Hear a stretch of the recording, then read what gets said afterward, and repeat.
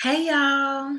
So, hopefully everyone is doing well. Happy Tuesday to everyone.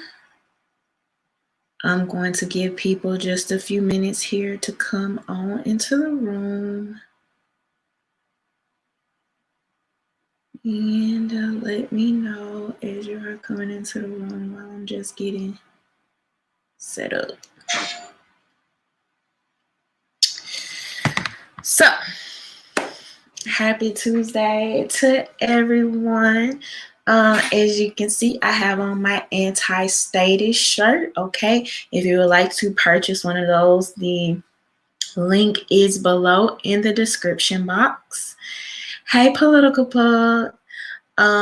Also, if you would like to become a member of my Patreon and help support my content, that link is also below. Let me go ahead and shout out my VIP patrons, Michael, Ray, and Alexander. Thank y'all so much for supporting my content. Also, y'all, I am going to be speaking at the Second Amendment rally, which is going to be happening on October 24th. So I am super excited about that. This is actually going to be the first virtual one, of course, because of everything that's been going on. It will be taking place on Facebook. So as more information comes about that, I will definitely do what I need to do to keep y'all on board. So I am super looking forward to that. But hey, Southeast Dusty. Happy birthday. Hey, Akeem. Hey, Mark. Hey, Sir Brucey. Hey, Edward. Hey, Project 704. Hey, Mike. Hey, NYW. It's been a minute since I've seen a couple of y'all, so hopefully everybody is doing good. I finally think that some things are, thankfully, I think starting to go back to some level of normalcy since the lockdowns. And so I've been like super busy and all over the place. I am hoping to get back to soon to doing more consistent, regular content. So I'll be looking forward to that. Hey, Theta. But like I said, again, for people just coming into the room, I do have my anti-status tees, okay? An advocate of freedom, skeptic of government, anti-bootlicker. These are on my Shopify. So that link is below in my description box. Y'all make sure that y'all send me pictures, please, because quite a bit of you have been supporting me, and I thank y'all so much for that. But y'all are not sending me pictures. And I need you to do that. So if you got your anti-status shirt, if you got your entertainers are not leaders shirts, definitely make sure, all right? Definitely make sure you are doing that. Fiddlehead said, ain't nothing going back to normal. I mean, to like what we knew before, no, I don't think so. But finally, people are going back to work. Like, I just came from my friend's wedding this weekend where we had a large group of people there. I just came from the Solutionary Summit where there was a large group of people. People are going back to work.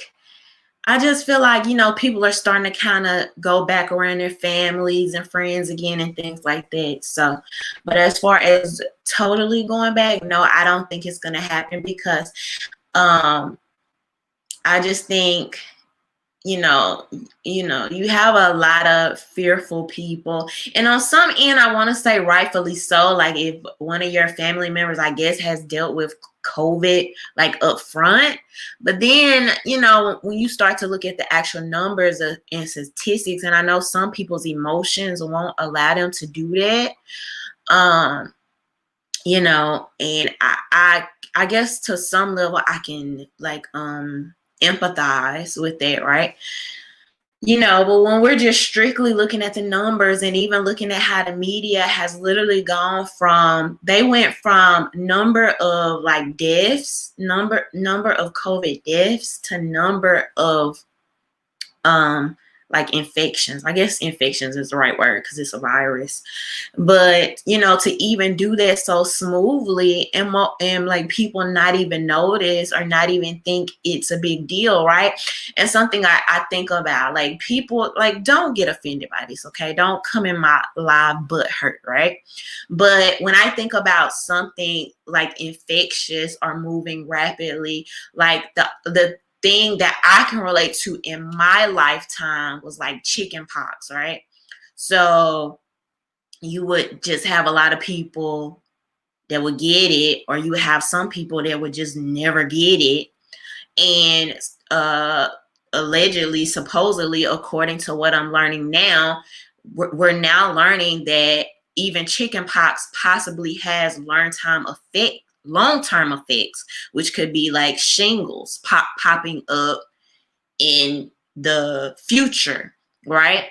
And obviously I know people weren't just going around, dying from chicken pox, but I'm talking about the actual infection rate, and people kind of still like, you removing this sick person from society, removing them from other people, letting them quarantine, right? Staying at home, and then kind of allowing them, to go on with their life until other ways were found to deal with this, right?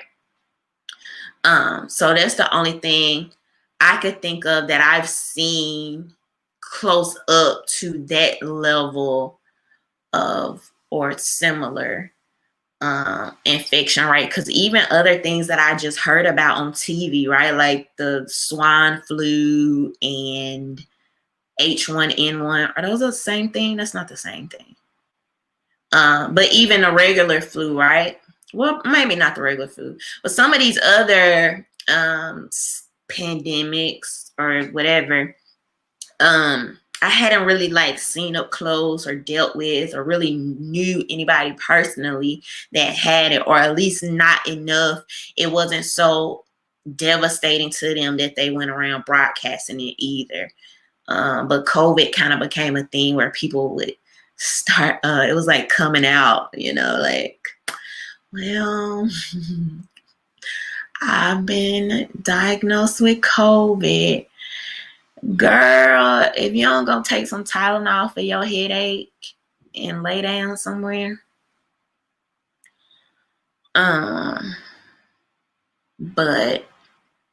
Bruce the Boss Brooks said it was a finesse switching from deaths to infections without mentioning how mild the vast majority were to stoke fear. And you are absolutely 100% right. Because like I had, I think two close friends that I know that had it, which are around my age, and their symptoms were like headaches, like a little loss of taste or of smell, and what else? It was like one other symptom. And they had those symptoms only for like 3 or 4 days, right?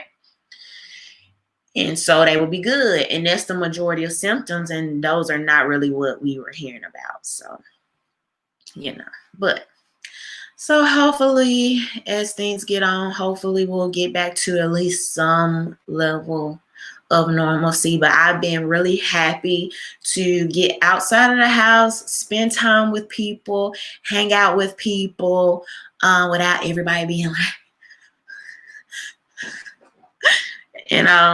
like, so. But all right, y'all. So let's go ahead and jump into some of tonight's topics. So I want to start by talking about these two. You guys may or may not have heard of this, okay? I did post this on my Instagram earlier today. You have 2 HBCU presidents joining COVID vaccine trials and recommending that their students do too. All right, so we're just gonna read a little bit of this article, and I want to talk about this with you all. Okay, so this is according to Yahoo. The presidents of two historically Black colleges in New Orleans stunned their campuses when they announced in a joint message that they had participated in a vaccine trial for COVID-19 and then encouraged students to do the same. The announcement by Walter Kimbrough of Dillard University and C. Ronald Verrett of Xavier University of Louisiana in early September immediately conjured up conversations about common distrust of medical institutions among Black Americans, stemming from an extended list of past I cannot talk tonight. Okay. Malfeasance, especially the study of untreated syphilis among Black men, also known as the Tuskegee experiment. So y'all know I have talked about the Tuskegee experiment a couple of times while talking about from literally stories. They would do stuff to these kids in like the schools without telling the parents, all these type of medical, like trying to work with like the insurance companies to make sure you're like taking these different medicines and just all this kind of stuff. Okay, so we're protecting our communities. Verrett told NBC News it is important to have people like us in these trials. We all know someone who has passed or been hit with COVID-19. When a vaccine comes, we want it to be available and to work on our community. So this just goes on to talk about this, and they did receive some backlash on Twitter with one person posting the students from HBCUs should definitely sign up for vaccination experiments right after, okay, got a little spicy right here, right after students from Harvard, Yale, Princeton, and Stanford. So it just goes on to talk about, oh, well, we need diverse people for the vaccine trials. And it just goes on and on to talk about this.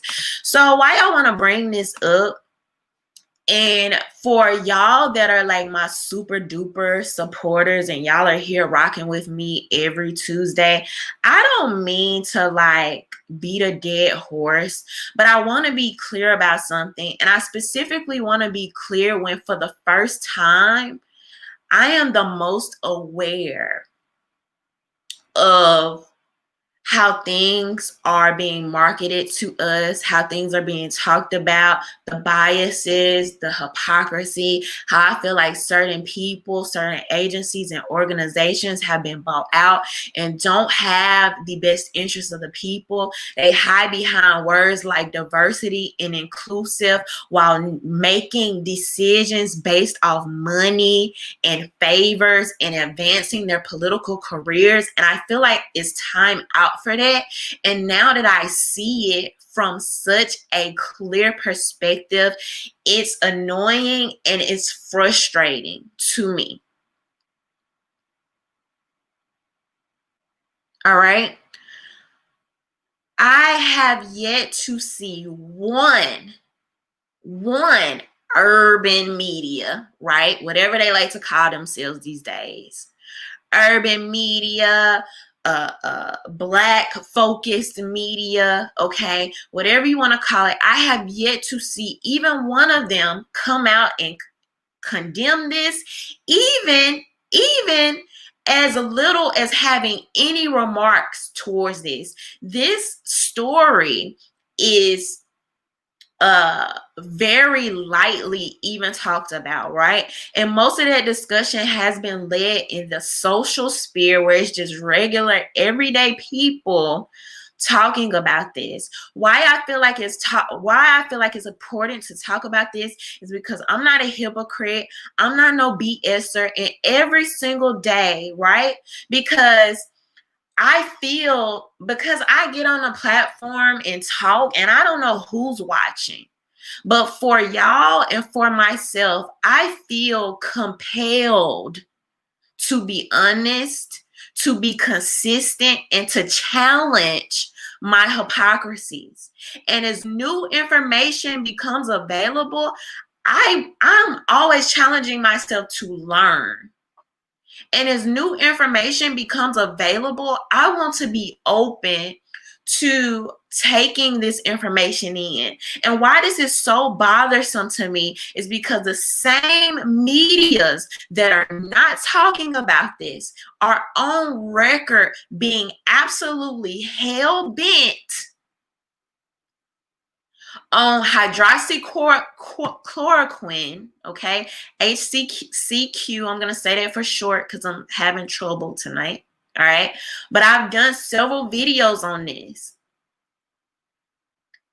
They were hell-bent. You came out with diatribes. You came out with freaking research papers of information on your social media, your Twitter, your Instagram, adamant about a drug that has been on the market for over 50 years now. So much so that in some countries you can buy it right over the counter. Like I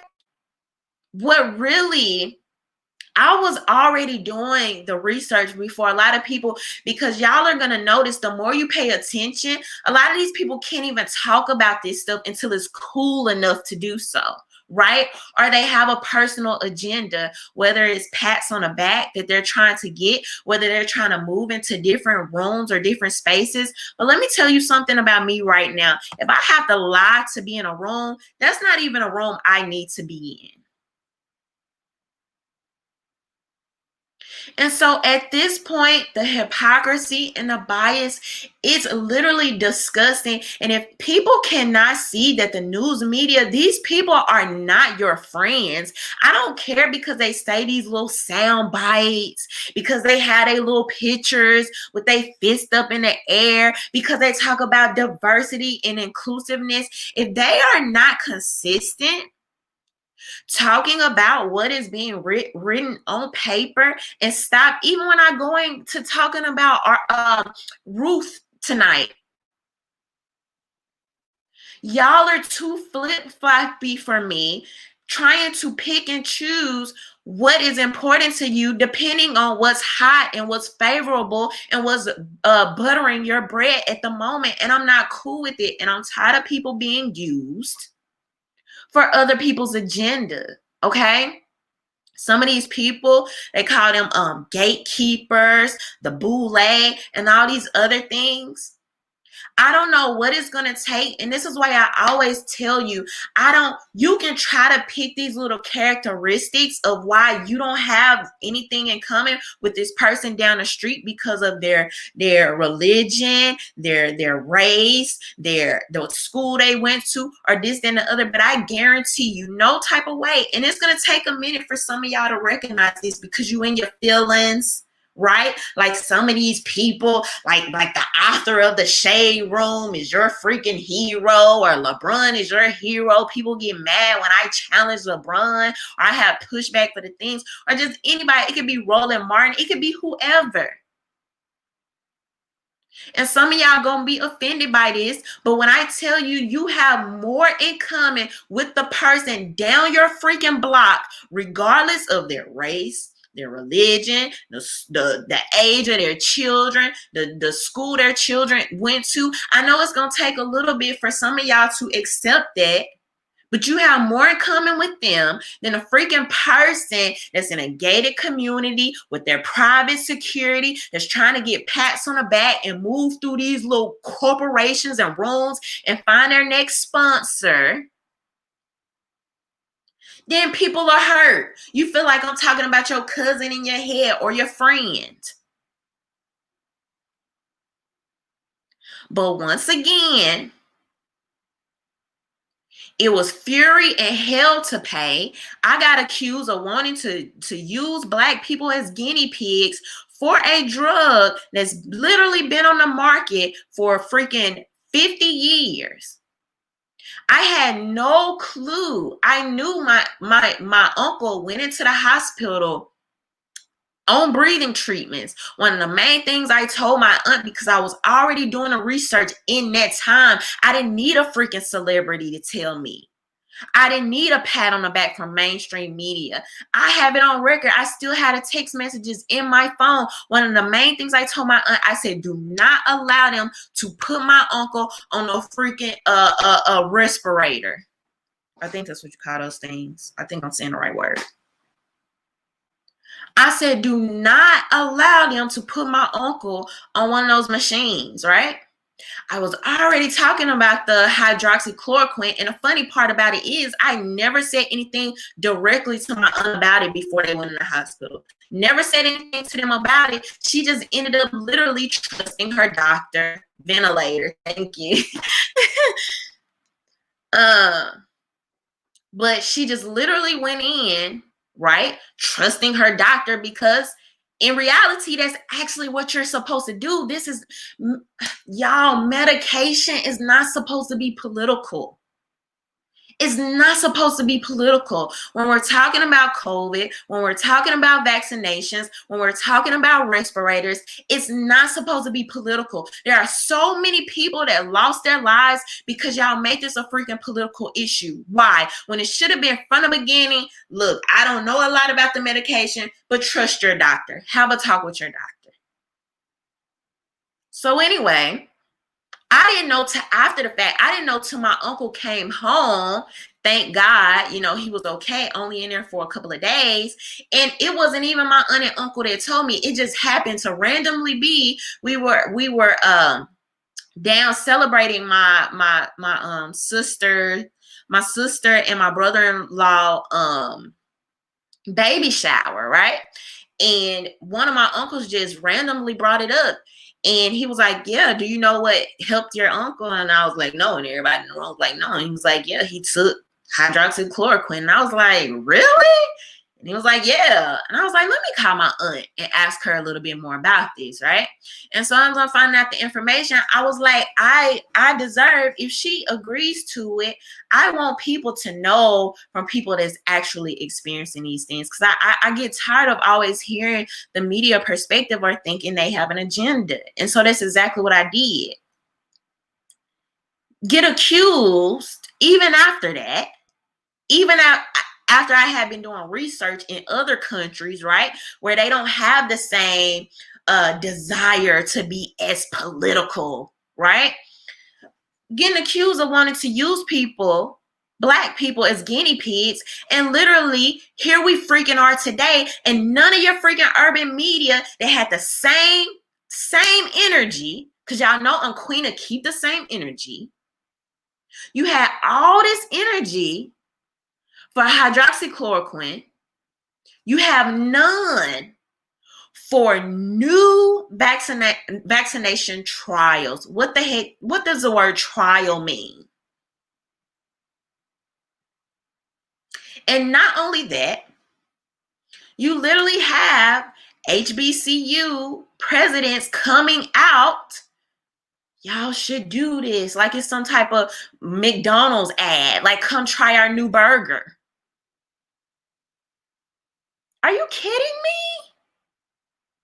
And not to even mention, we're talking about them having the most influence, right? These presidents having the most influence, because we're talking numbers, we're talking stats, we're talking facts here. Okay? Now you have these presidents who have the most influence on a population that's not even as affected by this virus. Now, common sense will say, why are you promoting this to college students out of all people? Nobody's wondering that? None of this media can talk about that. I just hate the hypocrisy. I just hate the hypocrisy. And for people to ever try to act like my intentions are not pure, yet y'all follow these celebrities. I don't have sponsors. I don't have sponsors. I have really good supporters that know one of the first things I said coming early on into this. I'm not going to change my opinion for anybody. I'm not going to do that. I answer to my convictions first and foremost. I always talk about principles. It's principles over everything. It's supposed to be principles over politics. But now we have people choosing sides when people's lives are in the balance. How? Why? It's sickening and disgusting. And I'm tired of people not calling it out. I'm tired of people not holding these people accountable, not holding their news agencies and these celebrities. It wouldn't be lost on me if a year or 2 years from now it comes out that some of these celebrities were being paid to promote, you know, all the things surrounding COVID, like with these ads and stay at home and social distancing. I don't think that's too far-fetched. It's a really, really, really thin line, right? Of who can be trusted when you have people that have sponsors on the table and bills have to be paid and they are used to living a certain lifestyle. I don't think it's too far-fetched to believe that a lot of these people are picking their positions, political or otherwise, based on the funding and the pats on the back. And I constantly try to remind y'all of this. And I just use LeBron name because, you know, he's super popular in the media. And, you know, I've challenged him on some things in the past, like you freaking holding a Malcolm X book, but then you go on the news and tell people that we scared.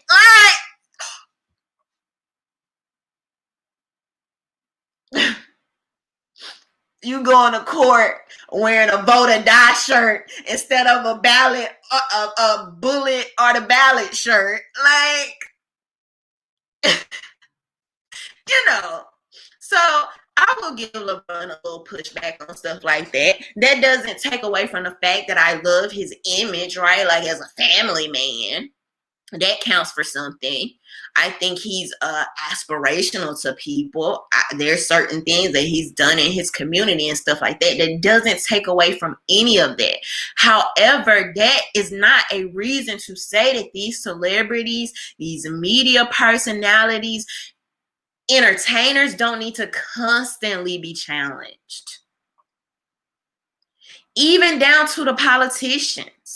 A lot of your politicians, a lot of y'all faves are making backdoor deals. You want to see that where their position is going to be on some of these things? See who funds them.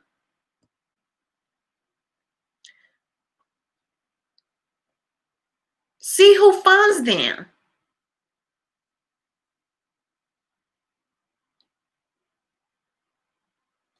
And so to see nobody talking about this, y'all, it's frustrating. And it's so obvious. You would have to be oblivious to miss the fact that the only reason people don't have the same energy, right? Because you don't want people to be used as guinea pigs. You don't want. But now you have nothing to say when you kind of in cahoots, right? Like this person could invite you to their university to speak, or some of this money, right? Some of their sponsors may be trying to sponsor you. Now it becomes a money thing. I don't like that. I don't like it. So when I tell y'all, you know, I guess I won't go as far to say people can be trusted, but you have to have some healthy level of skepticism. Like you have to have that. And if you don't have that, you're going to continue to get what you got, and which is a lot of people have been swindled by how people look, how they dress, right? Like Converse and Timbs are all the rave now, even though I've been wearing Converse for like, I don't know, the last few years. But people are so swayed. That it's like find some consistency and challenge yourself to see the BS. And once you see it, the crazy part about it is you cannot unsee it. And I am somebody that has been super consistent on these issues. And not only that, I was like freaking blowing the whistle, right? When they were trying to do the vaccination trials in Africa. I was doing it from a statistical standpoint, right? Because if COVID exists and you want people to have the vaccinations eventually, yeah, Black people are going to have to take some part in it. I was straight doing it from a statistical standpoint. Like, this is not right because it doesn't even make sense. Africa has some of the lowest numbers from COVID infections. So it just doesn't make sense. None of your main urban medias picked up the story till they can make it a racism story. And I'm not saying that wasn't involved, right? It was, because you had these French doctors coming out saying, oh, these Africans don't even care about themselves, blah, blah, blah, blah. But I'm saying when they can spin it to fit their agenda, now it's okay to do this story, right? But when it doesn't, butter your bread, now it's not okay, when typically these two stories could be the same. They're literally the same story. How is trying to do vaccination trials in Africa different from now trying to do them at HBCUs? It's literally the same story. However, your media outlets don't benefit from both the same. Like, do y'all see what I'm saying there? And honey, I just can't take it. I just can't take the hypocrisy. SBK Lifestyle said, very true. Follow the money. Keep grinding. Thank you so much. So y'all, I have been consistent. I challenge myself to be consistent. Y'all challenge me to be consistent. And I just would like to see that from media. But these people are not journalists. They're not journalists anymore. They're like celebrity news gossip.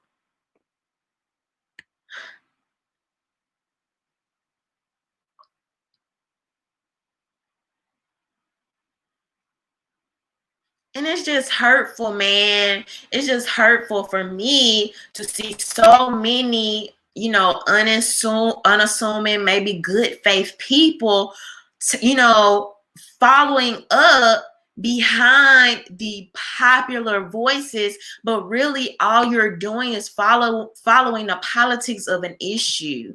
And it's not always the politics of the issue. It should always be the principle.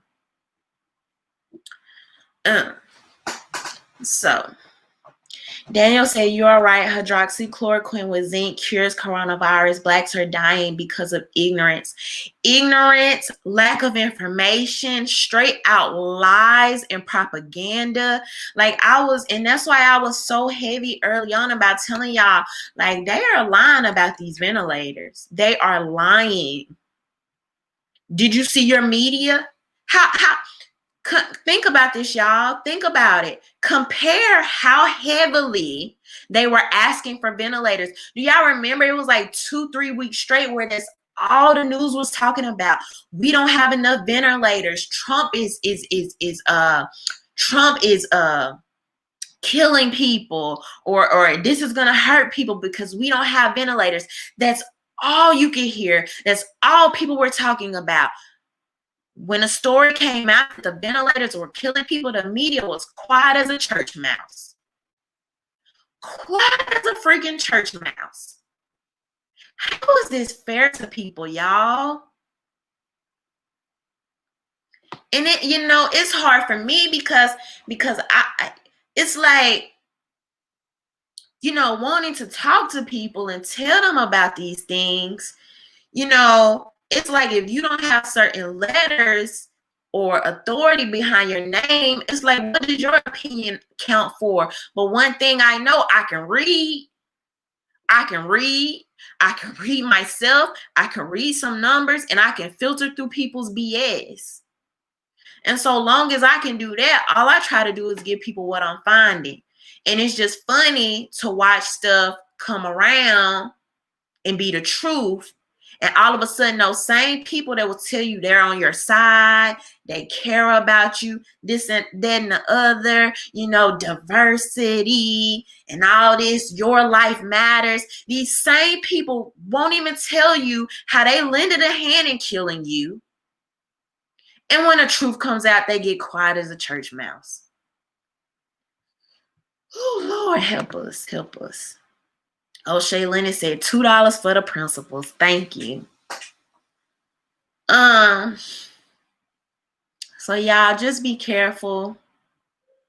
You know, I wanna compel you to read things for yourselves. Look at numbers, not headlines.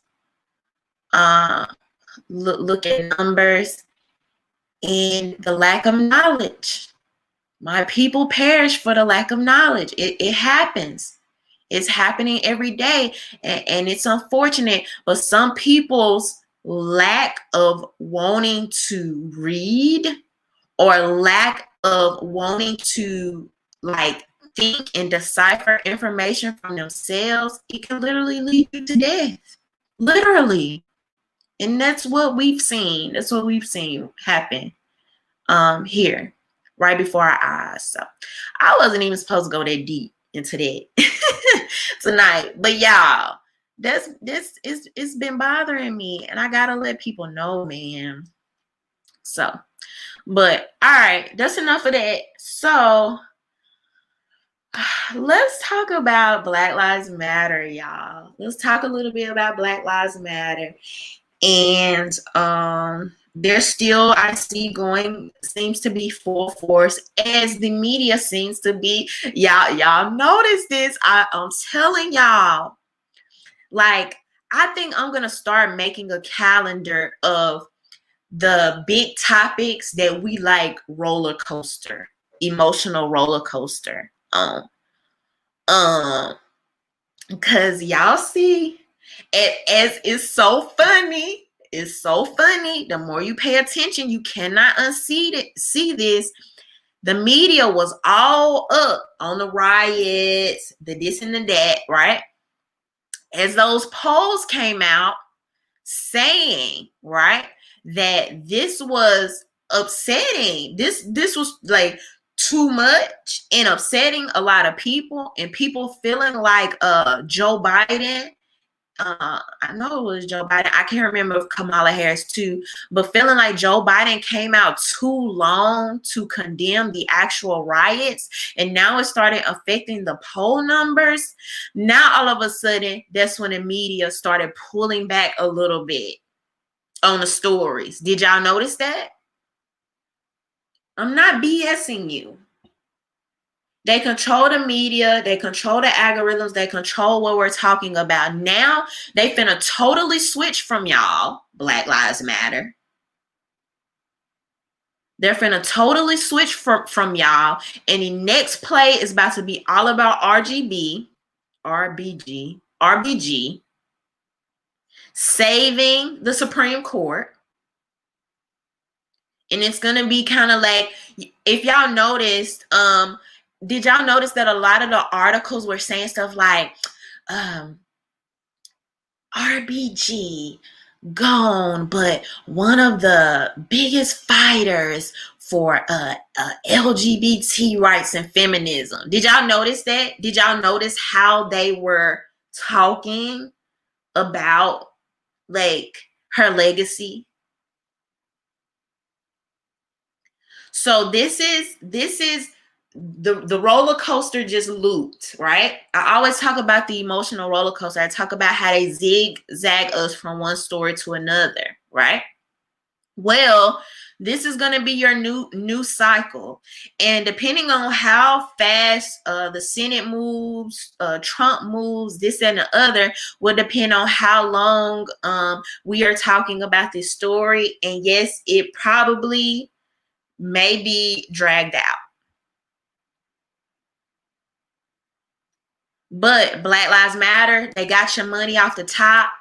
They didn't switch the website. We about to talk about that in a second. You done made your millions. You done tore up enough. We tired of y'all now. We got to come over here and focus on the feminist and LGBT issues. It is what it is. This is what happens when you put people in a POC car. I was about to say POC clown car. I guess I could still say that. This is what happens, right? When everybody wants their turn. And it's like, oh, we gave y'all shine. We did that whole George Floyd thing. We got to switch another gear now. So we switch gears in a clown car, right? So if y'all haven't noticed that, that's what's happening. They're going to slowly pull back depending on, so two things. There's going to be a big burst once the Breonna Taylor, uh, is whether they, when they come out and admit to y'all that they're not going to charge the police officers, okay, you're going to see a spike in protests and riots go up then. And then depending on who actually wins, right, depending on who actually wins the election, then you will also see a spike. If Trump wins, you're going to see Black Lives Matter come back for however many weeks till they get tired of that story again. So we're going to see a little bit back and forth, but this is what you're seeing now, them kind of pulling back on it a little bit, is directly because of those polls. And now you're starting to affect, I talked about this a little bit, but you're literally starting to go to like restaurants. Like I talked about this. When I talked about this at LNC, the Libertarian National Convention, they did our guns is our second is the Second Amendment for everyone. And I talked about this. Of course, the rioting was going to come up and people's business owners' ability to protect themselves and stuff like this. And I talked about when people don't have an actual goal and you start putting pressure on just regular, everyday people instead of where it lies with the freaking politicians that's playing all of us. Now you're going to see backlash of that in the polls, right? Not only that, y'all want to go and put pressure on regular people. And then when those regular people turn and join your organization, now you say they hijacked your organization. You asked them to speak up. Now they hijacked your organization. Now they're taking over your message. Pick a position, be consistent, and stay there so people can know what the heck you're talking about. That's all I'm saying.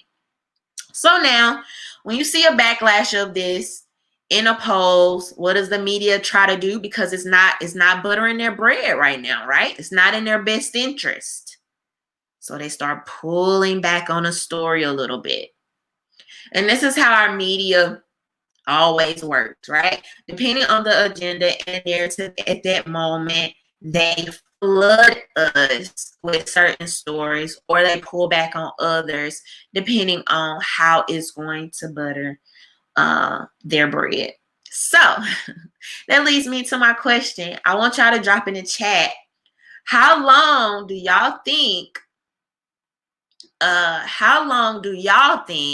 that Black Lives Matter is going to be around after the election?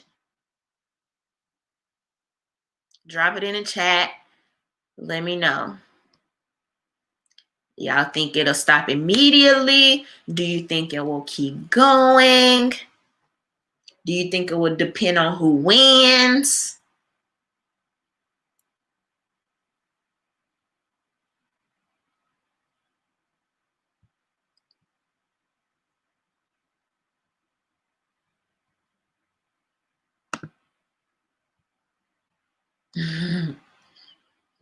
Akeem said immediately.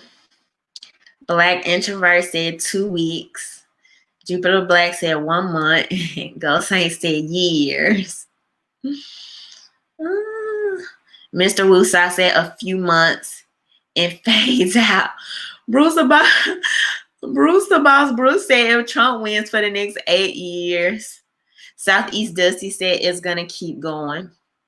So we're going to see, y'all. We're going to see what happens. I do think absolutely that the outcome will be different depending on who wins or loses. But let me tell y'all this crazy part about it, right? Whether y'all realize it or not, the actual rioters, the actual I don't really even like them calling them anarchists because there's some discrepancies about what anarchy actually is. So, but I think y'all get what I'm trying to say. But keep in mind the fact that a lot of these rioters actually hate Joe Biden. They literally hate him. They hate him probably as much as they hate Trump. The only difference is that I particularly believe that you have people that are willing to fund the interests of these organizations depending on who isn't or is not in office.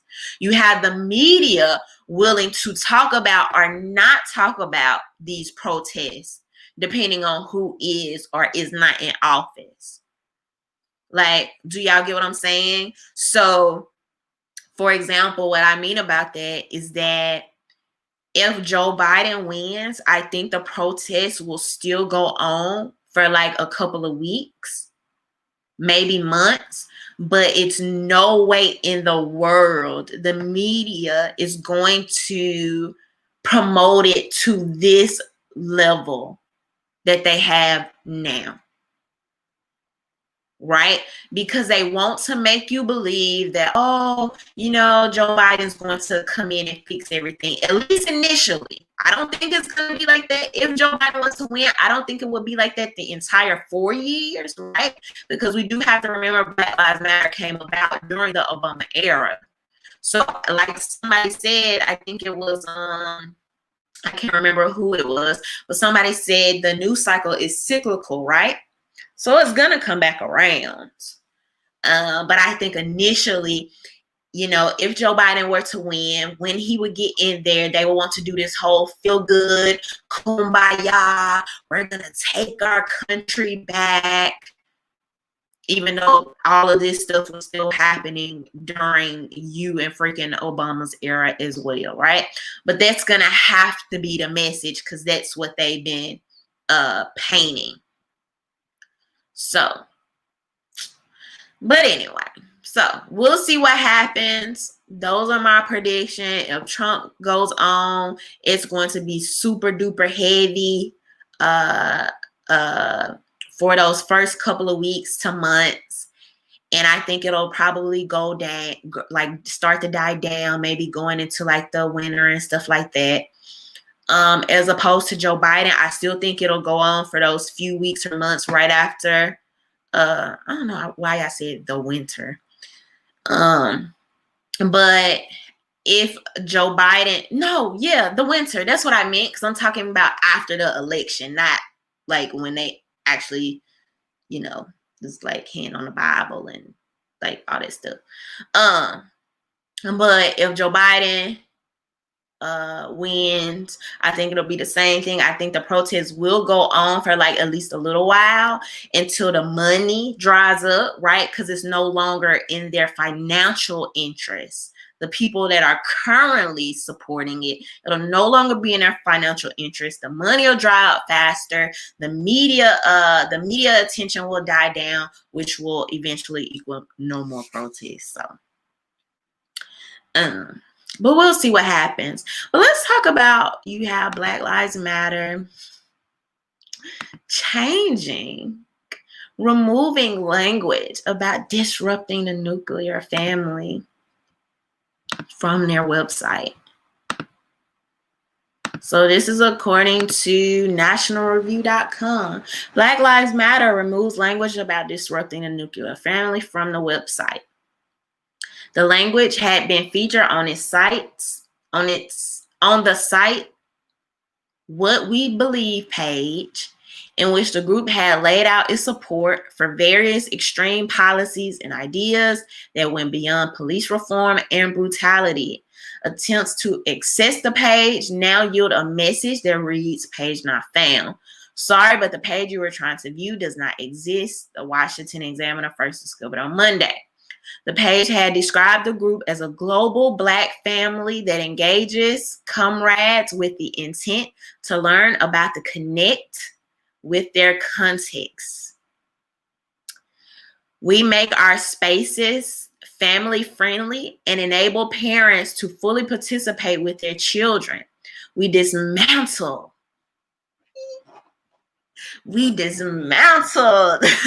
the patriarchal practice that requires mothers to work double shifts so that they can mother in private, even as they participate in public justice work, the organization wrote. Y'all help me figure that out. We dismantle the patriarchal practices that requires mothers to work double shifts. Now, if I remember correctly, it was actually feminism that led women to working in the first place. So that doesn't sound that very patriarchal to me. Actually, it sounds the opposite. So I don't know. Maybe I'm misunderstanding this. All right. So they can mother in private even as they participate in public justice work. We disrupt the Western prescribed nuclear family structure requirement by supporting each other as extended families and villages that collectively care for one another, especially our children, to the degree that mothers, parents, and children are comfortable. So we don't want an entire comfortable family. Mothers, parents, and children are comfortable.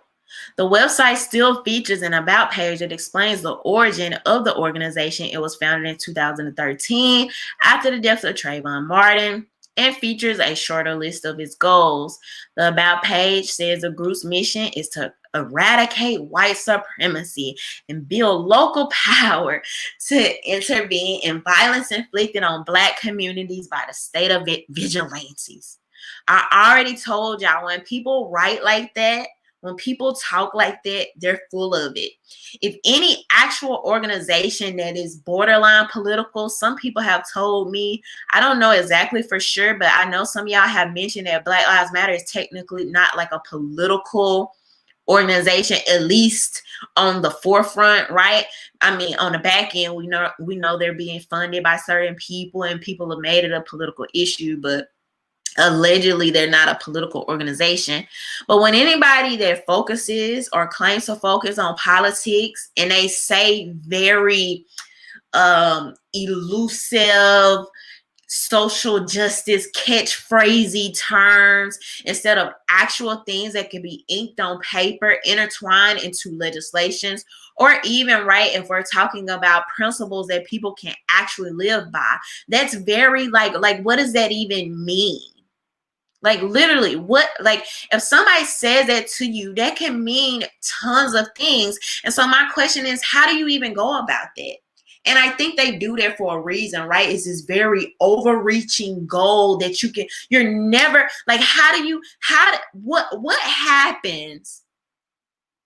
What could Black Lives Matter put on their website that'll be like, oh, we did it. We finally reached our goal with that type of mission statement.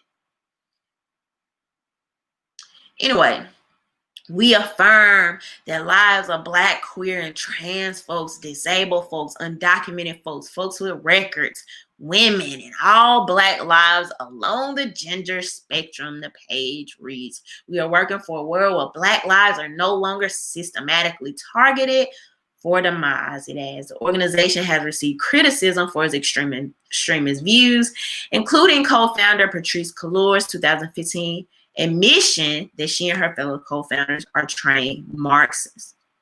So let me be clear about one part of this. One part of their about me that basically talks about extended families and villages and stuff like that. So I'm sure many of you are familiar with the saying, you know, it takes a village to raise a child, this, that, and the other. And yes, like to some level, I definitely agree with that. Like, for example, when I was growing up, maybe it just seems different because I'm older now. Y'all let me know if I'm wrong. But even when I look at kids today, it just seems like everybody is at home. Everybody is at home on their Twitters, on their internets, playing video games. When I was growing up, you had church.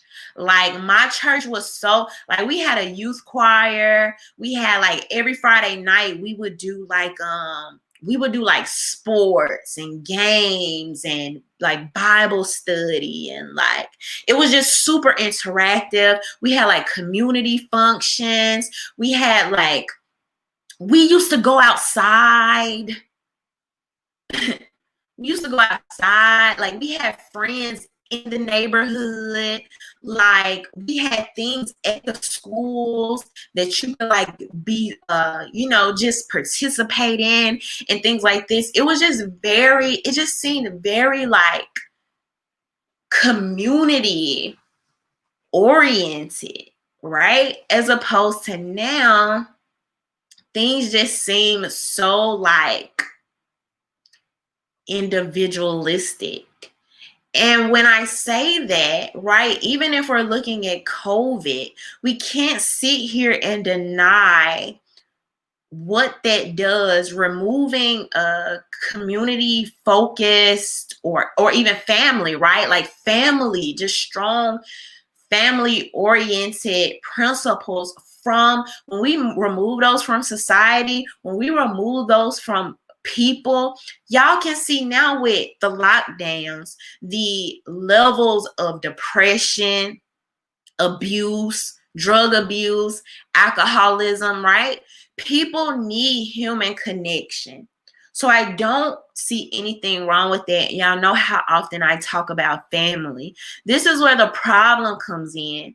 The problem comes in is when you are trying to remove the importance of the man or the father.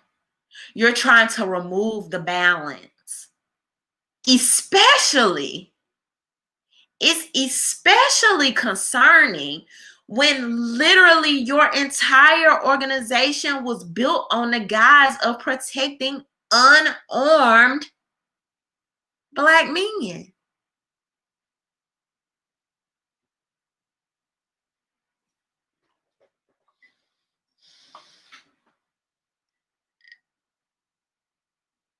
Link below on my Teespring. Make it make sense. And so once again, you have people that don't read, that live off hashtags, live off what some celebrity or media personality is telling them, instead of deep diving into things, and they don't notice. And then, for the people that knew and were giving backlash, they're finally removing this from their website, right? But we in the past years have come to learn so much about this organization, from the leaders actually coming out saying they have Marxist ties, from the leaders actually coming out and saying, oh, man, that whole unarmed Black man thing, man, we just use that for our cover. This was really about trans people the entire time. Like, like they said that on national TV. Thank you, Andre. I just got a cash out from Andre for $20. Thank you, Andre. But you say this on national TV.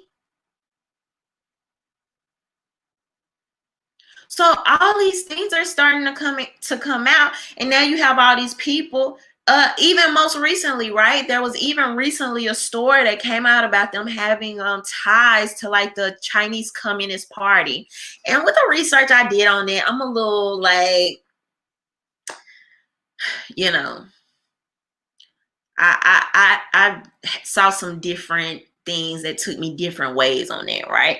So they absolutely do have some ties to people or organizations in China.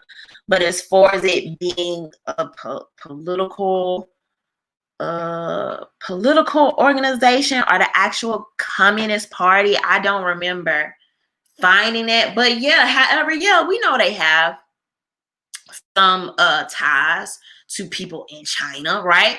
So as all this information is coming out and people are giving you a backlash, now you start removing stuff from the website. Don't remove it now, because this is what you feel, right? And even as a matter of me being on Hank Strange podcast, I think this was like 2-3 weeks ago with Jafari from Black Lives Matter 757. Y'all know I interviewed him And I liked a good bit of his message. That's why I wanted to highlight it and some of the things they are actually doing on the ground as far as pertains to legislation and getting things done, right? And so I wanted to highlight his message. However, I have to challenge people. Like, I have to challenge you. I cannot not do that. It would not be the right thing for me to do because of my convictions, and also for y'all, representing y'all, right? So we were on there, you know, I'm on there, he's on there, Hank Strange, and Hank Strange is asking him all these questions and asking him how he feels about the website. And it's funny because they end up literally, because Hank kept saying, you want me to pull up the website? I'll do it right now. I'll do it right now. Because Jafari, who is the president of the Virginia chapter, you go on to say you have not read the national website.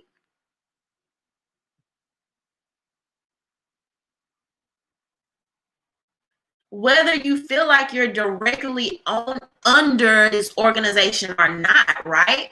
Whether you feel like the national organization is a representation of you or not, when you are under that name and under that banner, the least you should do for the people that you represent is to know, so you at least know how to handle the feedback you're going to get, right?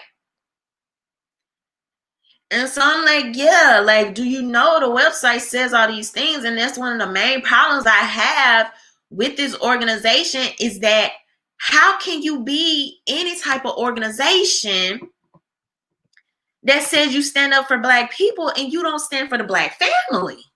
First and foremost, there have been years and years of research, years and years of research to suggest the increase in value to, or let me find a different way to put that, the benefit, right, to people that are able to have a two-parent stable home, particularly man and woman, right? Because we know oftentimes they're gonna offer kind of like this balancing act. So how can you sit here and care about lives, but we know when a child does not have a father in the home, it literally, this is on paper, the research is there, and I'm not just getting on here talking BS to y'all. I went into this field because I cared about it so much. I wanted to help children that did not have this balance. This is something that I did in real time, so I'm not just sitting here blowing smoke up your butt, okay? I had the conversation with mothers that was like, I love my child, but I can't do it all. I can't do it all, especially when these young boys get to their teenage years. I have met so many moms, I have talked with them face to face, that says he needs a mentor. He needs a strong man. He needs balance. He needs somebody else in his life. He needs somebody else. So when he's not listening to me, somebody that can advocate for what I'm saying, maybe make it cooler, make it more relatable, things that I can't always do as the mom. So yes, that's when the village and the community comes in. But if we can avoid that and give them the balance plus the community, let's do that at all costs. But to try to negate that, when there are organizations founded on this research. There are organizations founded on this research that says that when these boys don't have fathers in their home, more likely, and don't get me wrong, it affects girls too, right?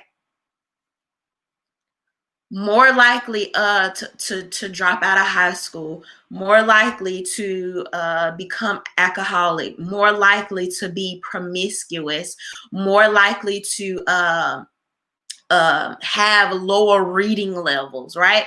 More likely to, in those growing years, to struggle financially, because oftentimes you're dealing with this one level of income.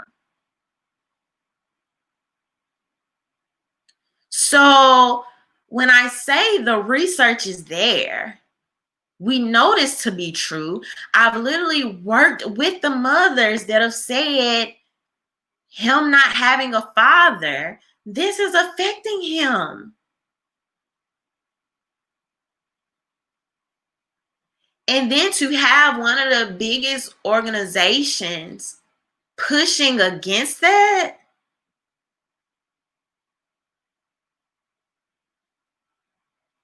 this is why I always tell y'all, everything that's in the media, you cannot take that as face value. Do not take these organizations. It's funny because I saw somebody on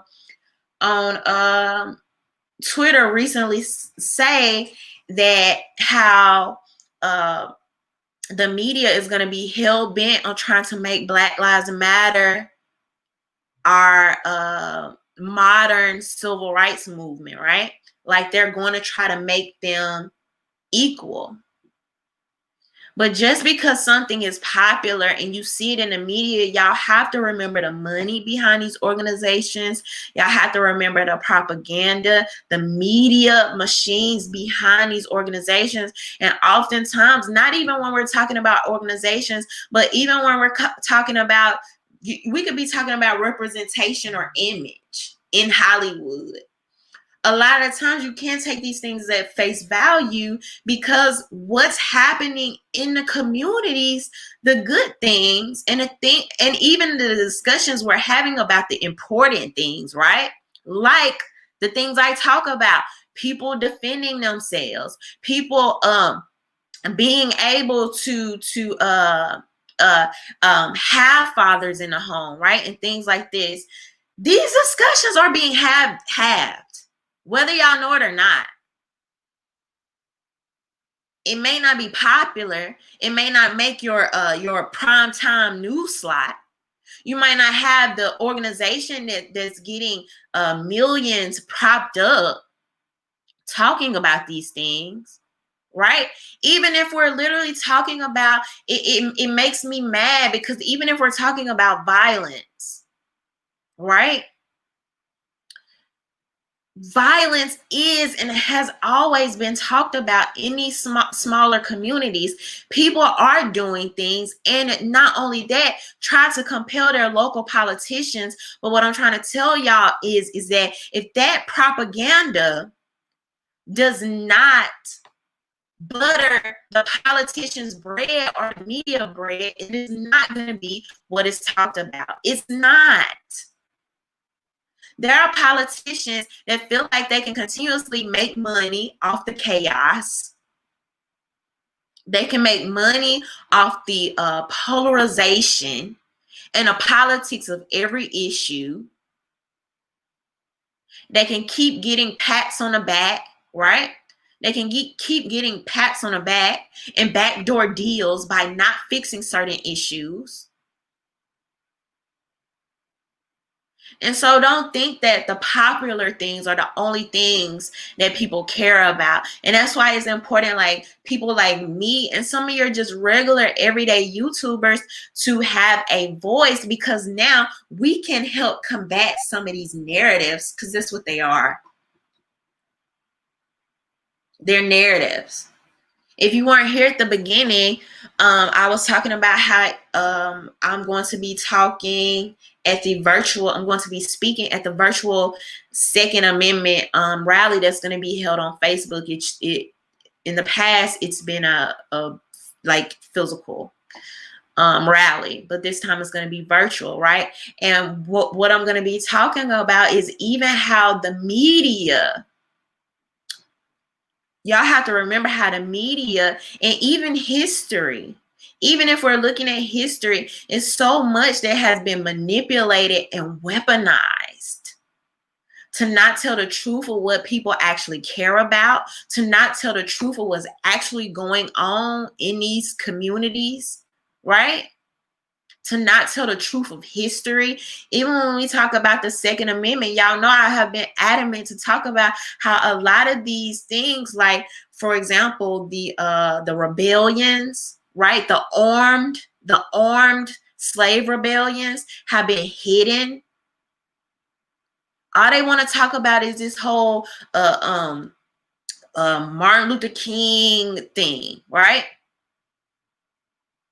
But when you have people like a Malcolm X, when you have people like and now Malcolm X is becoming a little bit more popular, is same thing is happening though. You have conservatives that try to still, or I will say use, they'll pull certain talking points, right?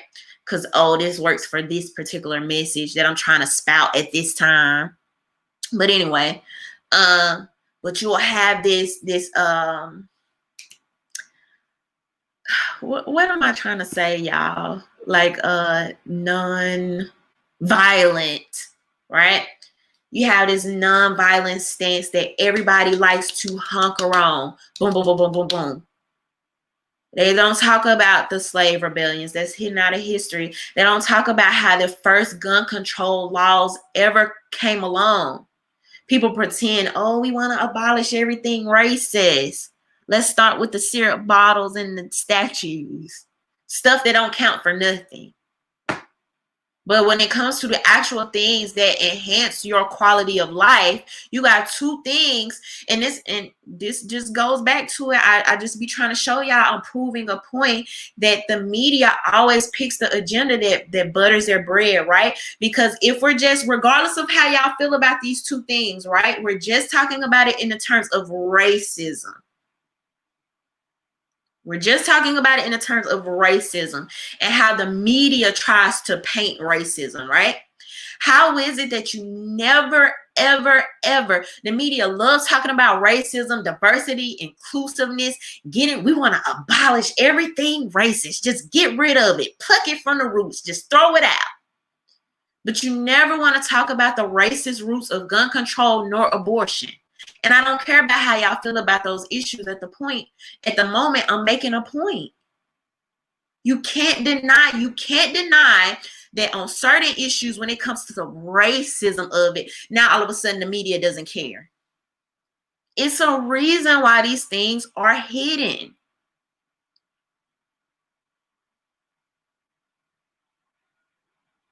And so it's important that we talk about the history, right? Like the true balance. And I'm also not trying to hunker down on, oh, just this person or just this way.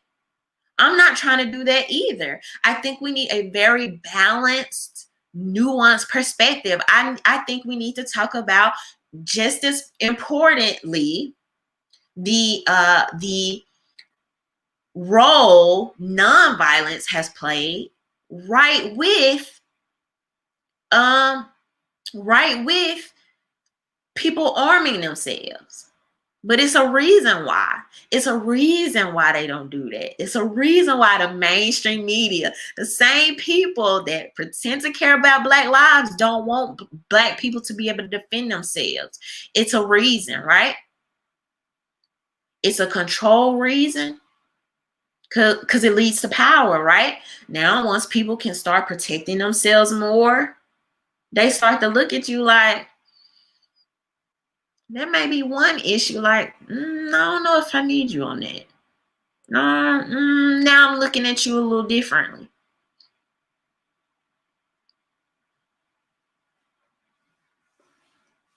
So it's the same thing. Like I said, when you're comparing COVID vaccination trials going into Africa versus HBCUs, y'all care about racism so much. It's literally the same issue, literally the same exact issue, just on two different continents.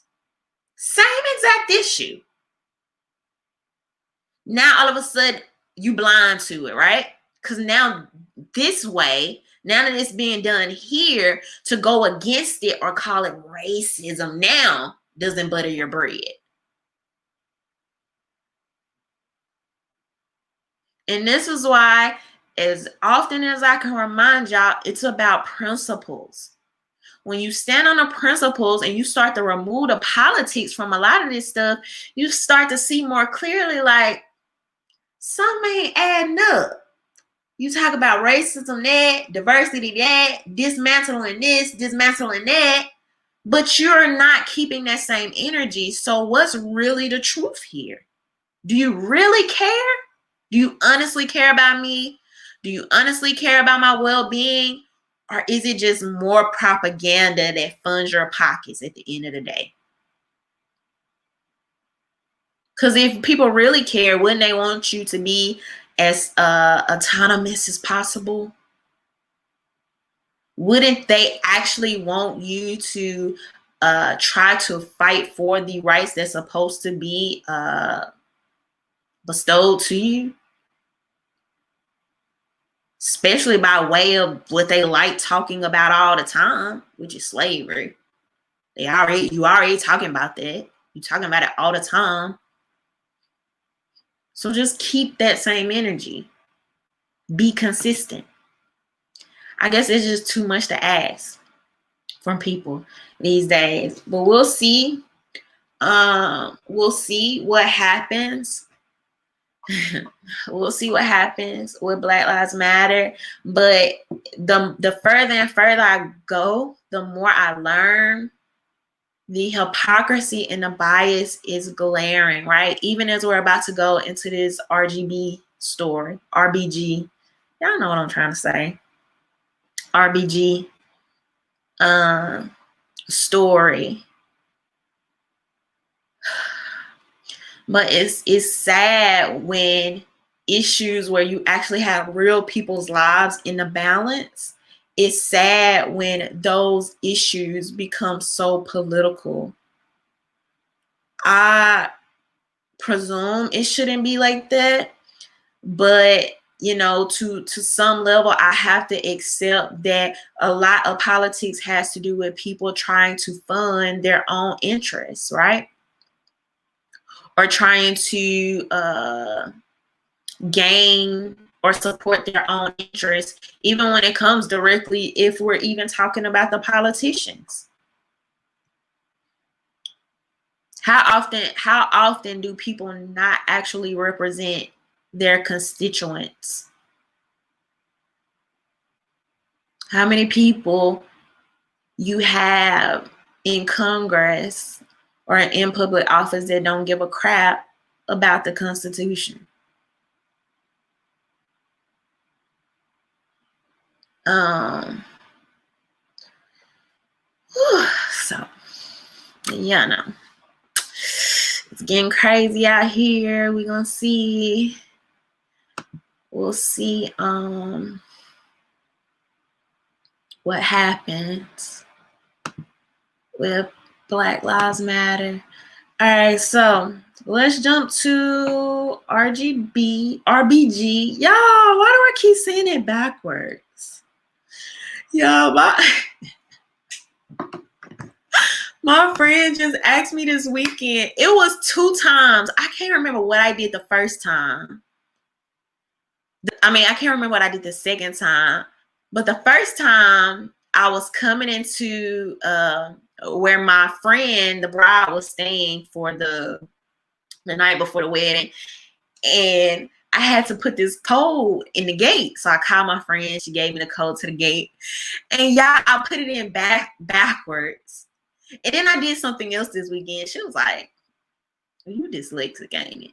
I'm like, "No, I don't think so. I hope not." But yeah, so yeah, excuse me. I keep saying RGB, but RBG, okay? Ruth Bader Ginsburg, okay? So that's who we're talking about. All right, so recently, okay, there has been this big stink because Ruth Bader Ginsburg has passed, all right? People are flipping out. Why? I guess because it's happened in 2020. I don't necessarily think it's because it's happened in 2020. I just think because it's been such a roller coaster year that people are allowing themselves to be like, oh my God, how could 2020 get any worse? But if you know anything about anything, this is not surprising. Okay. Ruth Bader Ginsburg has been sick for years. She's been very sick for since Trump has been in office. People have been rumoring her death for months. I did a video about that like months ago when Fox News accidentally, right, put something on the screen talking about Ruth Bader Ginsburg has passed. Like, I've done content on this. We've talked about this. So what's so surprising about it? Why people are making a big deal about it? Why people are saying, "Cause she just hold on to 2021." I mean, I guess, you know. I mean, I don't know. It's just weird. And then honestly, I'm so untrustworthy that it was at points where we had seen her that I was like, man, they got this lady body on ice somewhere. So honestly, I'm a little bit even shocked that they came out and announced it, because everybody has known, like we've all known this was coming. I mean, let's just be real. So people are freaking out. People are saying, if they vote to replace her before the next president is installed, burn it all down, blase, blase. Here people go again, completely, making some type of hero out of these people. I mean, I guess, if somebody comes out and affirms you as an LGBT person or a feminist, I guess that's a way to make a reason to make a hero out of them. I don't know. I really can't relate. However, I kind of think it's similar to when I think that was John McCain passed, and all of a sudden now, like, y'all super love this person. And one thing about me, I'm not going to wish ill on anybody, and I do not glorify in people's death. Like, I just don't. That's not me. That's not my personality. I'm not going to do that. However, as equally so, I'm not going to put on a parade acting like this person was so this and so that, right? Y'all know me, I'm big about people supporting or interpreting the Constitution as it is. And I feel like if people actually did that, I feel like if that was actually being done in practice in real time, equally across the board, I honestly feel like we would not have a lot of the polarizing things going on that we have going on right now. And so that's why I'm such a stickler. I'm such a stickler about that. But anyway, so a little bit about it. I don't really want to read all the articles, but just to give y'all a little brief history. So basically what is happening now happened in 2016 after Merrick Garland was appointed to replace Scalia, okay, on the High Court. And so at that time, you had Lindsey Graham coming out saying, basically like, we shouldn't replace this person. We should let the next person decide if this happens, and it will happen, just use my words against me and stuff like this. So basically, there's a lot of flip-flop going on. There's a lot of hypocrisy. The roles have reversed. I personally do not see the big issue about a president. If you are in there for 4 years, and it's crazy because this is literally what RBG said herself, and I'm going to show y'all that in a second. But if you're in there for 4 years, like, what's the big deal? Why is this a political issue? Like, I don't get it. You're in there for 4 years. Do what you're supposed to do. Let the freaking Senate do their job. Go on about it, right? Now, all of a sudden, people are talking about term limits and things like this, which I don't particularly see anything wrong with that.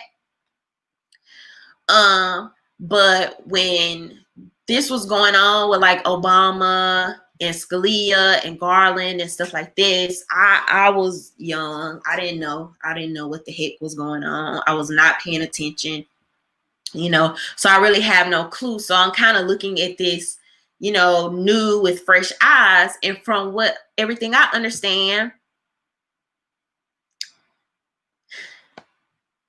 she passed within the 4 years that a president is already in office.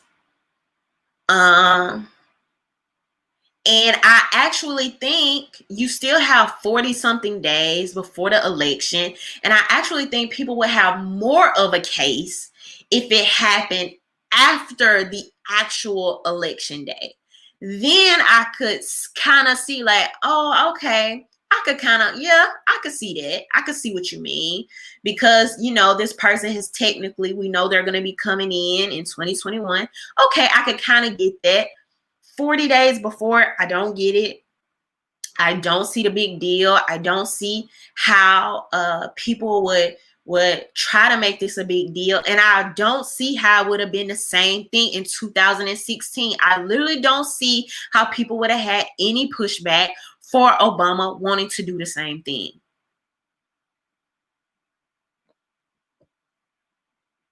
I don't get it. If it's within their 4 years, technically, they are able to do that. And unfortunately, your dying wish is not going to matter. And I don't even know if the dying wish was even, is this written on paper?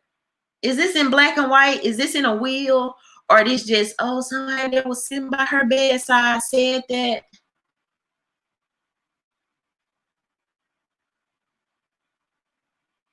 I don't see anywhere where we can verify this other than people just saying that she said it.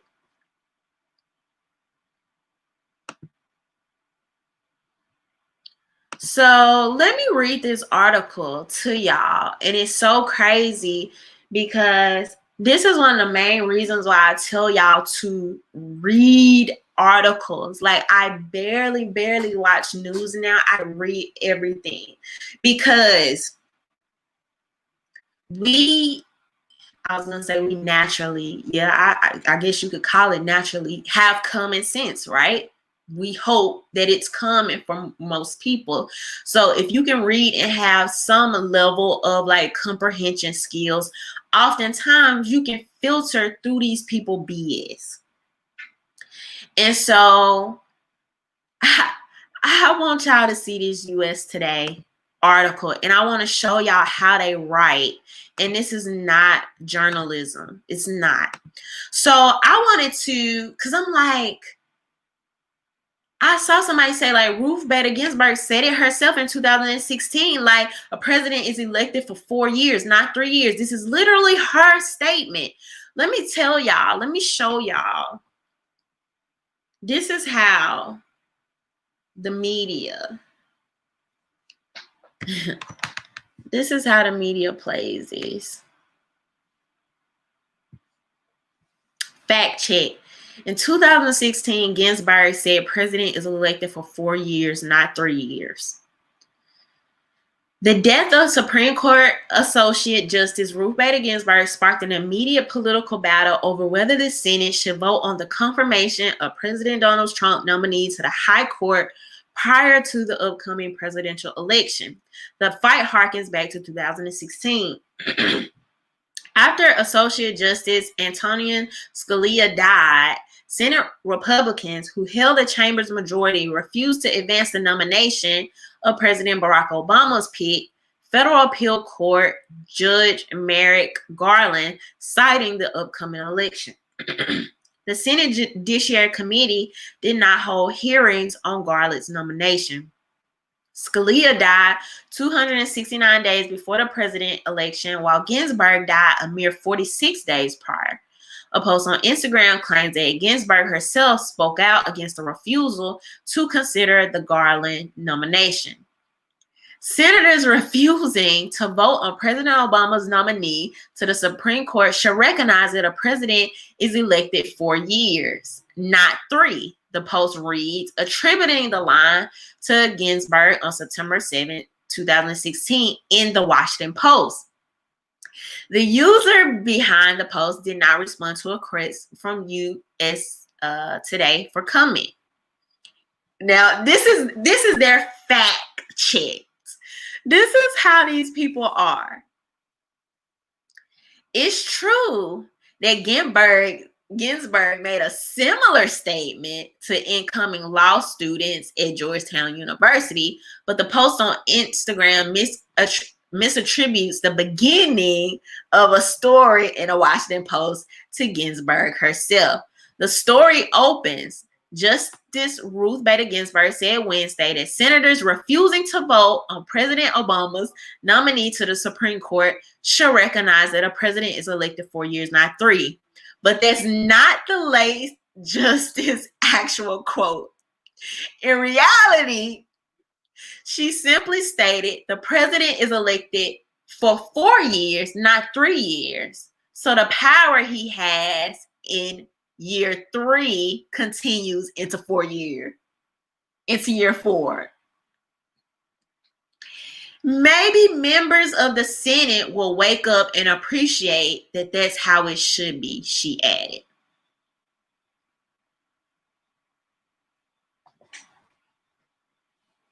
How is that different? How is that different from the previous statement?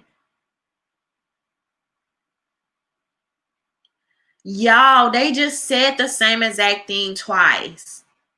This is not a fact. This isn't what. However, she acknowledged that the Senate could not be forced to act. If the Senate is not acting, what can we do about it? She asked rhetorically. Even if you could conceive of a testing lawsuit, what would the response be? Well, you'll want us to vote, so we'll vote no. When it came to her own replacement, Ginsburg was clear about her wishes. She did not want Trump to choose her replacement. A few days before she died, she told her granddaughter, my most fervent wish is that I will not be replaced until a new president is installed. Our rating, missing context. Based on our research, this claim is missing context, but because it conflates the opening sentence of a story in a Washington Post article with an actual quote from Ruth Bader Ginsburg and therefore could be misleading. Her quote about the confirmation of Judge Merrick Garland in 2006 was similar, but Ginsburg also recognized that the Senate had the power to act as it saw fit. Please tell me how acknowledging or not acknowledging that the Senate has power to act as fit changes the fact of the statement that a president has 4 years. How? The way these people try to insult our intelligence is never ending. So this was a statement she made, but just because I didn't repeat every other word that she said, even though it doesn't even change the actual basis of it, right? It doesn't change the actual concept. Now I have to fact check this as missing context. So yes. The truth of the matter is she did say that. She did say that in 2016. However, according, allegedly to her granddaughter, this was her last dying wish, right? You have, what's that guy's name? The one, not Mitch McConnell. Everybody is outside his house now. Who's the guy I'm trying to think of, y'all? That's been like Graham, Lindsey Graham. You have, and this is when you remove the principle and it become politics. I don't, like I said, in 2016, I don't really know to that extent what was going on without reading about it and catching up now. All right. Here you have, no, not 2016. Is that 2016? Okay, yeah, 2016.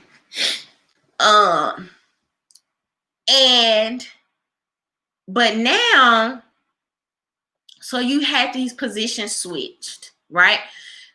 Even then, people were saying, Republicans were saying, no, you shouldn't fill the seat that fast, blah, blah, blah, blah. In your last, term, give the voters a chance to decide. Now it's the opposite. This is where politics comes in. You have people like Lindsey Graham who made that statement in 2016, but now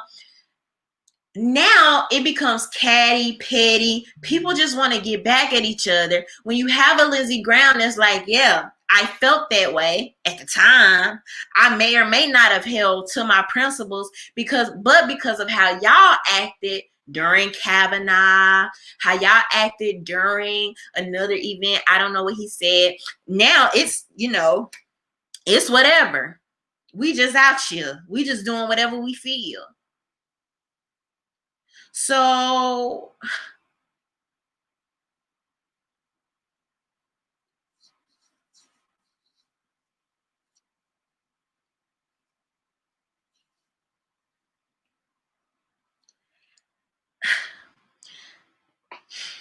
like on some level, I kind of get it, because even me seeing Believe All Women totally disappeared. In case y'all didn't notice, totally disappeared. Once that agenda wasn't buttering the bread, like I told y'all, it's impossible to have a Believe All Women without challenging, right, a Joe Biden. Like let's keep it real. Let's say what's really happening out here. So a lot of people don't even notice there was another roller coaster ride that Believe All Women disappear, right? So I was one of the person, just straight off principle. I am not supporting a blindly Believe All Women. I'm not going to do it. I know people that have been falsely accused of rape. My family literally knows somebody that got out of jail. This was like a year ago, after years for falsely being accused of rape. So this stuff happens, right? And then even if we want to look at the historical aspect of it, right? The Emmett Tills, we have a lot of college athletes up until recently. Okay, college athletes being accused of raping women and then it coming out to be true. So me, just on the principle of the issue, I don't care who it is. On the principle of the issue, knowing, right, it may not affect me today, it may not be for me, but I promise you the agendas that you support will come back to your front door. So me being a person that I am, convictions first, morals first, principles first, I'm like, no, bam, I'm not going to do it. I'm not with the Believe All Women. Let's look at the evidence, right? So to see the movement and the maliciousness behind some of that, I can somewhat understand that. But when you have a constituents of people that you are representing, the least you can do is be consistent and be honest. I do not like the petty, the going back and forth, oh, they did this, so now I'm going to do this type stuff. It has to be some balance. And why I say this is you can feel however you want to feel today. But this back and forth is going to be never ending if you never have anybody that stands up and says, this is how I feel today, this is how I feel tomorrow, this is how I feel next year. And don't get me wrong, yes, your opinions on certain situations can change, but your actual principles oftentimes are less likely to change to that extent. They can over time, you know what I mean? You may find things that are more important to you that wasn't as important in the past and things like that. However, when we have people coming out saying, well, you know, I'm just doing this because they did that.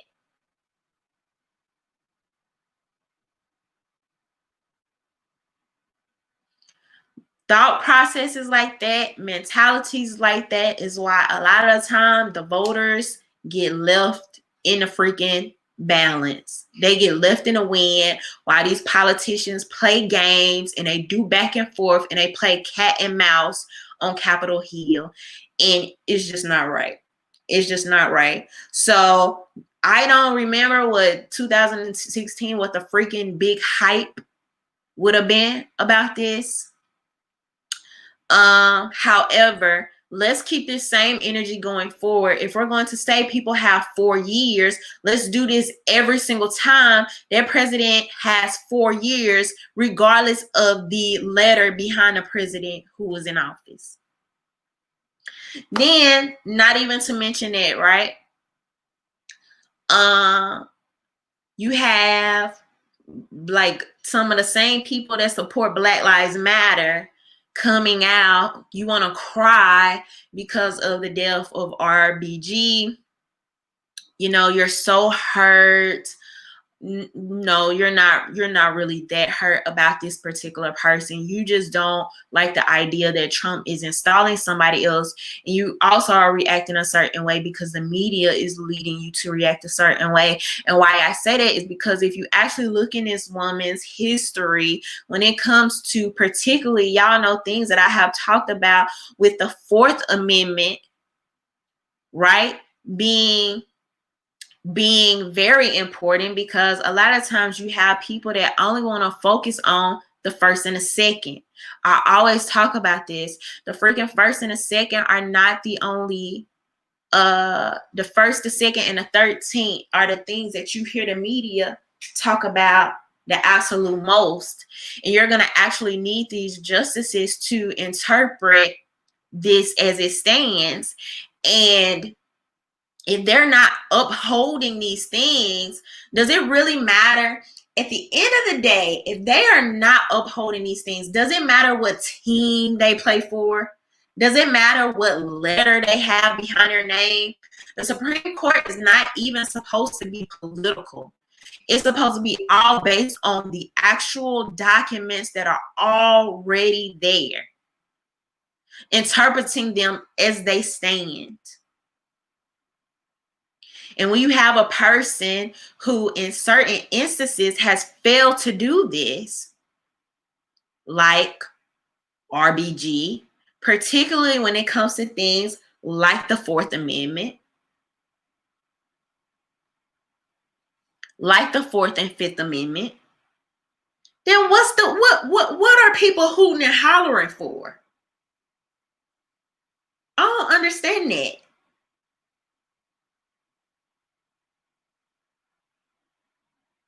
I do not understand that.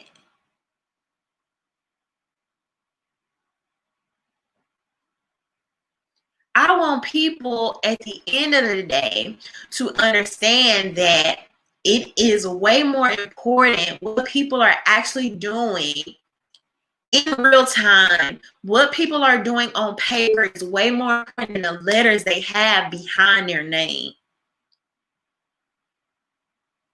If more people could see that, you could see how many people you have in your Congress, how many people you have in these political bodies that are not doing a freaking thing. Republicans, Democrats, not doing a thing. When you have cases like Melenix versus Luna, where you have now this is where I come into, again, asking people to be consistent, right? When you have a case like this where warrant is served, I think while this person like is in their car or something like this, and they speed off. They speed off. The police officers are doing a high chase, and your authority figure, your commander, your whatever, literally tells you to use spikes in a row, use the most non-lethal method possible. You go against what they say, and you say you're going to shoot at this person's car. The person dies. Now you have this going to the Supreme Court justice, and you only have one person. What's her Sotomayor, right? Usually standing with some of these issues when it comes to the Fourth and Fifth Amendment. And you have somebody like RBG, tight-lipped, never dissenting.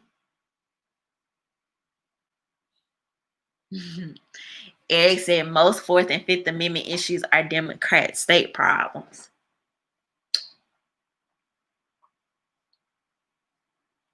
When you have a Kansas versus Glover, right, where somebody says, I think this car has a suspended license. I don't know who's driving it, right? But they have a suspended license, and now I want to pull them over. I want to search them, and no actual crime was committed.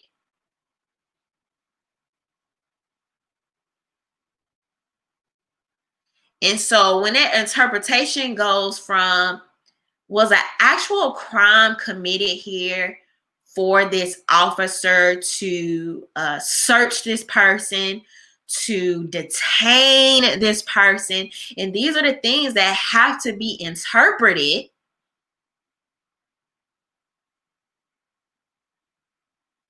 And you have a justice that's tight-lipped, never dissenting when it comes to Fourth and Fifth Amendment issues, but you all on board and you all loud when it comes to things like abortion and LGBT. And then there's some discrepancy about her thoughts on age of consent and things like this, right? What are people that support Black Lives Matter? Like, what are you even supporting or saying? I guess I just be looking for the consistency of it all. And I'm also looking for court justices that are not gonna actually not gonna only apply what's written, but apply all of it and apply it equally. And if people are not talking about that, then what the heck are you even talking about? Wanting people to do stuff on a whim, you're going to end up losing every time, because what happens when people do stuff on a whim, they start to do things for public opinion. They start to do it for the pats on the back, for possibly backdoor deals, corruption, all these other things. So that's why I just, you know,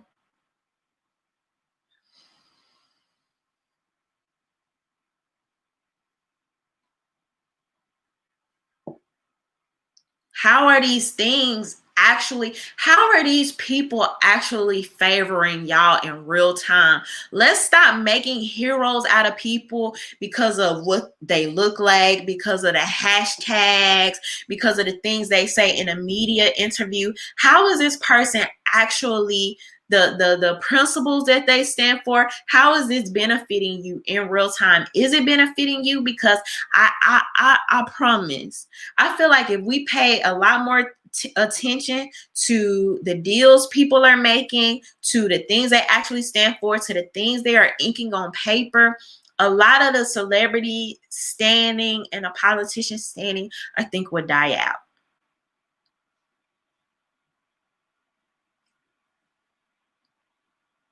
So we're going to see what's going to happen over the next couple of weeks. I've already told y'all, prepare yourselves. I do not think you've seen the craziest of what's to come.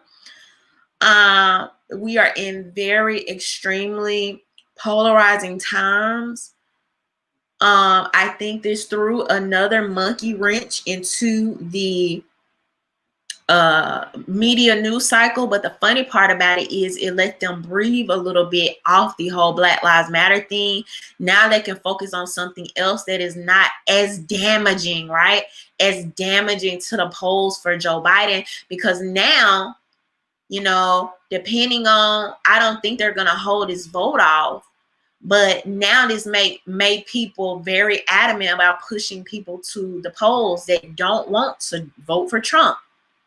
This is going to push them to the polls with, I think they'll just be a little bit more adamant now that, you know, possibly a conservative judge is going to be going in there. So, Eric, don't even get me started. Don't even get me started on a civil forfeiture. All those freaking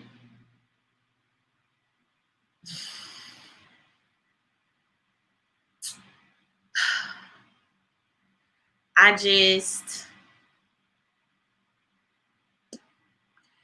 was just talking to a friend about this the other day. I'm going to say this and then I'm going to wrap up. I was just talking to a friend about this the other day about how I believe they tricked us, deceived us, manipulated us out of, a lot of us, of believing in, wanting to support, or wanting to see the Constitution applied in its totality.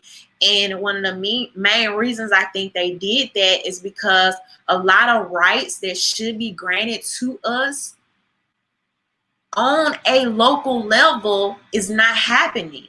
It's not happening.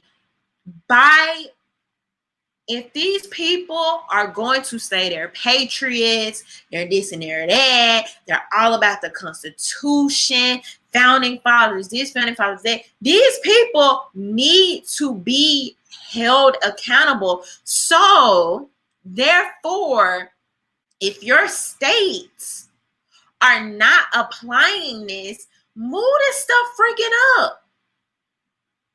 Make it clear that the states are not doing what they're supposed to do. And I think a main reason why they manipulated us out of that is because they don't even want us to know what's due to us, right?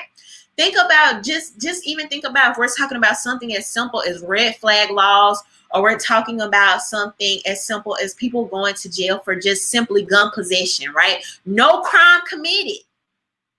No crime committed.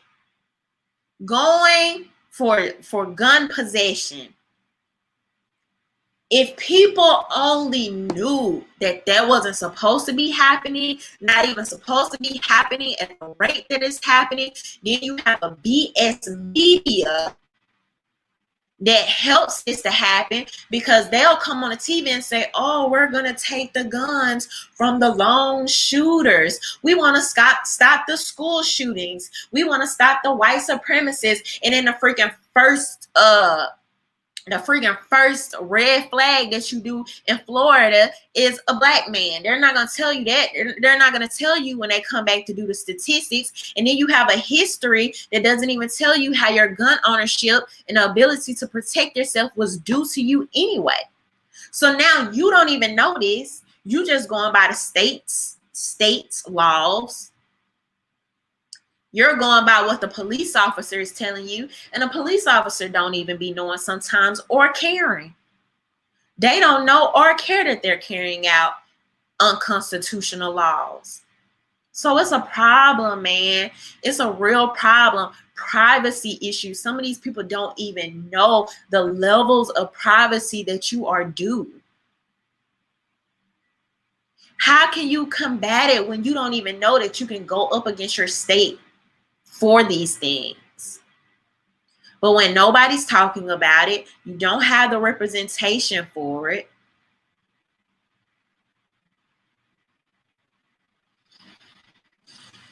Whew. But anyway,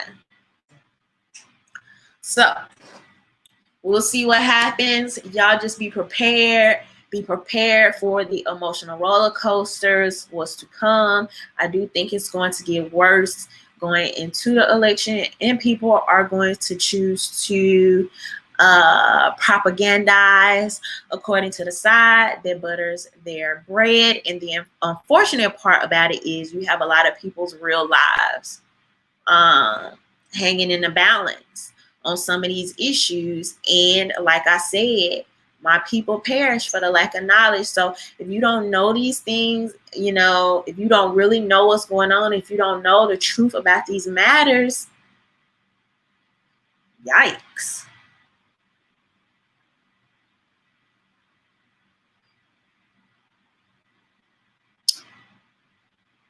That's all I can say about that. But all right, y'all. So thank y'all for rocking with me every Tuesday. Thank you to my patrons. Thank y'all so much for supporting my content. A special thank you to my VIP patrons, Michael Ray, Alexander, and Danielle just came a new patron while I was doing Daniel just became a new patron while I was doing this live. So I really appreciate y'all. Thank y'all so much. Don't forget you can get your anti-status and entertainers are not leaders tees on my Shopify. The link is below in the description box. And all right, y'all, we'll be talking soon. Have a good night. Bye.